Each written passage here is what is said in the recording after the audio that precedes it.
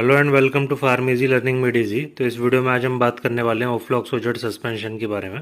तो सिप्ला कंपनी इसको मैन्युफैक्चर करती है। टोटल 30 ml इसकी पैकिंग होती है। तो अभी देखेंगे इसको, बोतल इसकी कैसी दिखती है। इसमें जो है बेसिकली जो ओफ्लॉक्सासिन और मेट्रोनिडाजोल जो होता है, ये 50 mg ओफ्लॉक्सासिन और मेट्रोनिडाजोल होता है 100 मिलीग्राम इसकी हर 5 ml में। तो इसमें कुछ इसमें इंस्ट्रक्शंस दे रखे हैं। तो जैसे कि इसको 25 डिग्री सेल्सियस से नीचे रखना चाहिए, इसका जो टेम्परेचर, जो स्टोरेज, जो कंडीशन है। इसके अलावा हमें डायरेक्ट सनलाइट से इसको हमें बचाना चाहिए, क्योंकि लाइट की प्रेजेंस में डिग्रेड हो सकता है। बच्चों की रीच से इसको बाहर रखें, बच्चों के हाथ ना लगे। इसके अलावा इसको, क्योंकि एक सस्पेंशन है, तो हमें इसको शेक करना चाहिए अच्छे से। जब भी हम इसका यूज़ करें उससे पहले हमें इसको अच्छे से शेक कर लेना चाहिए। ये केवल पीडियाट्रिक यूज़ के लिए, यानी बच्चों के इस्तेमाल के लिए है। तो अब जो इसकी बोतल है वो ऐसी दिखती है कुछ। शेड्यूलाइज्ड ड्रग है, प्रेस्क्रिप्शन पे अवेलेबल होगी। तो चलिए अब जानते हैं ओफ्लॉक्स ओजेट सस्पेंशन के बारे में थोड़ा डिटेल में। पैकिंग तो इसकी कुछ इस तरीके से दिखती है। तो अब इसके कंपोजिशन जो होता है, इस सिरप के हर 5 ml में ओफ्लॉक्सासिन 50 मिलीग्राम और मेट्रोनिडाजोल जो होता है वो 100 मिलीग्राम प्रेजेंट होता है। तो इसकी स्टोरेज कंडीशन जैसा कि मैं आपको पहले ही बता चुका हूँ। तो अब ये जो ड्रग है, इसकी जो ध्यान रखने वाली बात है इसके साथ वो ये है कि ये ब्लड शुगर लेवल को कम कर सकती है। इसके अलावा जो मेंटल हेल्थ है उससे रिलेटेड ये साइड इफ़ेक्ट कॉज कर सकती है।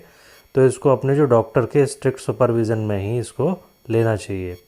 तो अब यूजेस की बात करते हैं ओफ्लॉक्स ओजेट सस्पेंशन के बारे में।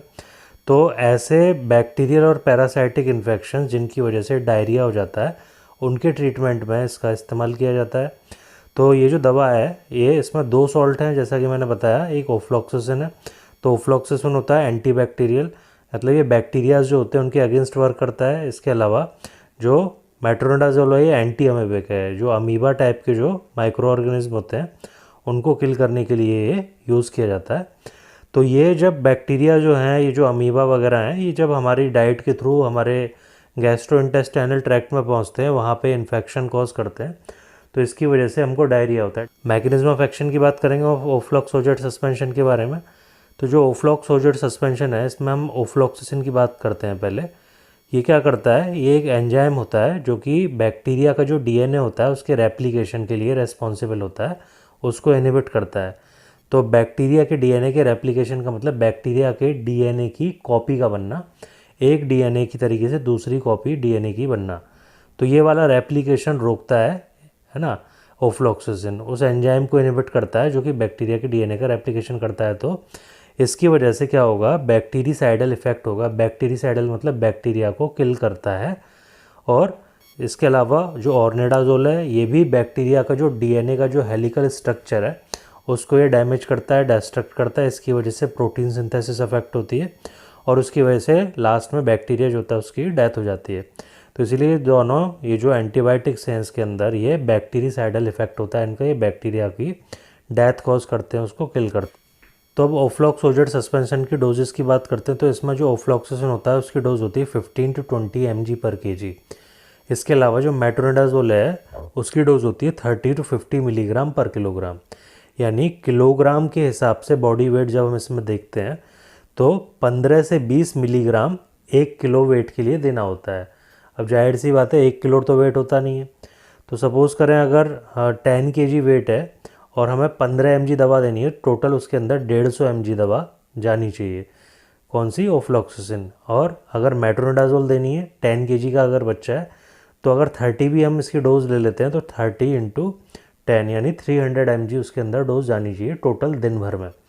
ये जो डोज है ना, ये डिवाइडेड है। इसमें ध्यान रखने वाली बात ये है, तो जो आपके फिजिशियन होंगे, डॉक्टर होंगे, वो अपने हिसाब से इस डोज को 1, 2 या 3 पार्ट में डिवाइड करके अपनी उसको देंगे। तो जो डिसीज़ होगी उसकी कंडीशन के हिसाब से डॉक्टर इसको डिवाइड कर देंगे। तो फ्रीक्वेंसी ऑफ डोजिंग है 2 to 3 टाइम्स, 2 से 3 बार इसको देना होता है, खाने से पहले या खाने के बाद में, जैसा आपके डॉक्टर सजेस्ट करें। तो अब इसके डोजिंग चार्ट की बात कर लेते हैं। तो ऐसे बच्चे जिनकी एज 6 महीने तक की है उनके लिए जो इसकी डोज बनती है बॉडी वेट के अकॉर्डिंग, वो बनती है 5 ml के लगभग। इसके अलावा 6 महीने से 12 महीने के तक के जो बच्चे हैं उसके लिए जो डोज बनती है वो 7.5 ml। अब जो ऐसे बच्चे जिनकी एज 1 साल से 5 साल तक है, तो उनके लिए जो डोज बनती है वो 7.5 से 10 ml तक बनती है। और डिपेंडिंग ऑन द कंडीशन, किस टाइप का इन्फेक्शन हुआ है उसके ऊपर ही डिपेंड करता है। डॉक्टर आपका डायग्नोस करेंगे, उसके हिसाब से जो डोज है वो देंगे। तो इसकी फ्रीक्वेंसी की बात करते हैं तो टोटल दिन में 2 से 3 बार दिया जाता है, जो आपके डॉक्टर आपको इंस्ट्रक्ट करेंगे उसके अकॉर्डिंग, खाने के पहले या खाने के बाद में, जैसे भी।